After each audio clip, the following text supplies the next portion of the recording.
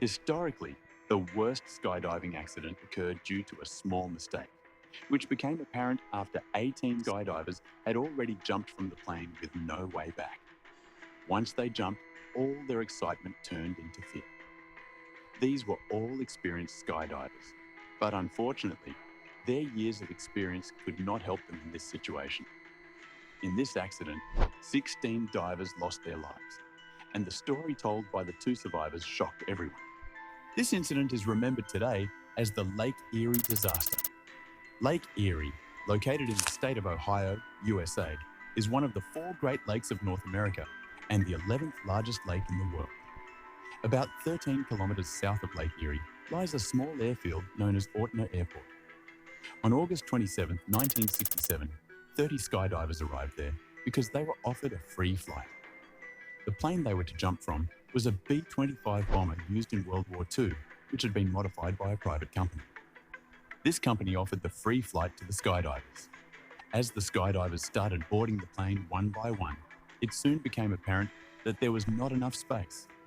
At the last moment, due to the fear of being overweight, the pilot selected only 20 divers based on their experience and skill level.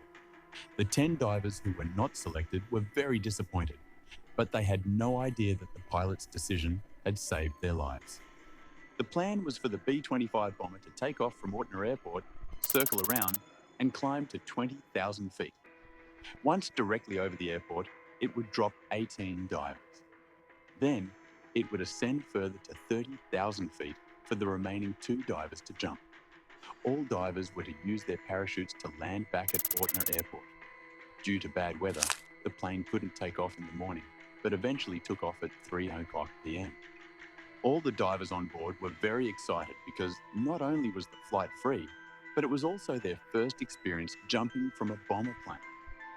After the B-25 bomber took off, a small Cessna 180 plane also took off from the same airport. Its task was to stay at 12,000 feet and capture the divers' jumps. The B-25, with the divers on board, was spiraling upwards. Due to the bad weather, the pilots of both planes were connected with the nearby air traffic control tower, which was guiding them with their locations. Finally, after an hour, the B-25 bomber reached 20,000 feet. The pilot informed air control of their location via radio. At that time, GPS technology didn't exist, so pilots had to rely on the control tower for assistance during bad weather. The control tower informed the B-25 pilot that they were 9 kilometres away from Ortner Airport, and that according to the information, the B-25's location on the map was close to the drop zone. Exactly 1 minute later, the Cessna 180 pilot also contacted the air traffic controller to check their location relative to the B-25, as the bad weather made it impossible to see the B-25. The air traffic controller informed the Cessna 180 pilot that they were 9 kilometres behind the B-25. Thus, if the B-25's location was 9 kilometres away from Ortner Airport, then the Cessna 180 was also 9 kilometres behind the B-25, meaning it was 18 kilometres away from Ortner Airport. A few minutes later, at an altitude of 20,000 feet, the B-25 pilot checked their location again with the air controller. This time, the controller informed them that they were now over Ortner Airport. The B-25 pilot then signaled all the divers on board to jump. The small mistake that would cost all these skydivers their lives had already been made, but no one was aware of it yet. At this altitude, the temperature was plus 30 degrees Celsius, so all the divers wore extra layers of jumpsuits. All the divers jumped from the B-25 simultaneously to form their formations during freefall. They could see a layer of clouds below them and planned to open their parachutes after passing through the clouds. They began to enjoy their freefall, but when they crossed the thick cloud layer, their excitement suddenly turned to fear. They saw that beneath them was not land, but the deep waters of Lake Erie stretching far and wide. At this point, they were at an altitude of only 3,000 feet, and they immediately deployed their parachutes, hoping that by doing so, they might land near the lake's border or on solid ground. Unfortunately, this did not happen. The place they landed was at least 10 kilometres away from the shore, in the middle of Lake Erie. They thought that after landing, they would quickly get out of their harnesses and swim while waiting for help.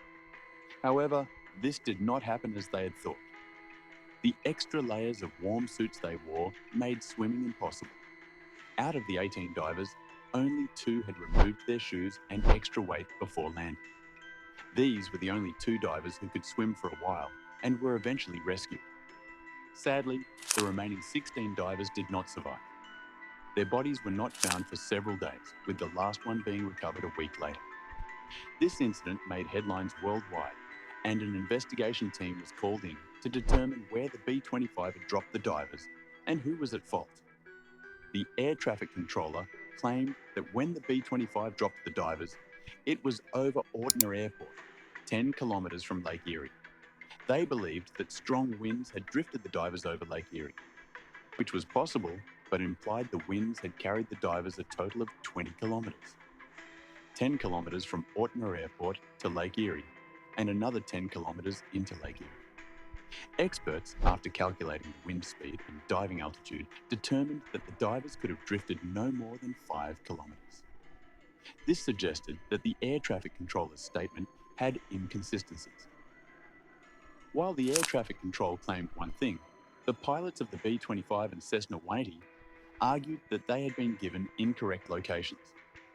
After the investigation, it was discovered that during the time the pilots checked their locations with the air traffic controller, a shift change had occurred. The new controller mistakenly provided the B-25 with the Cessna's location. Thus, when the B-25 pilot was informed they were over Ortner Airport, it was actually the Cessna 180 that was over the airport, and the B-25 was over Lake Erie. The mistake was compounded when the divers and pilots, contrary to aviation laws, jumped without visually confirming their target. To commemorate the 16 divers for the next 2 years, divers intentionally landed in Lake Erie wearing floating equipment. In 1972, a court held the Federal Aviation Authority responsible for the deaths of these divers. The B-25 pilot's license was permanently suspended.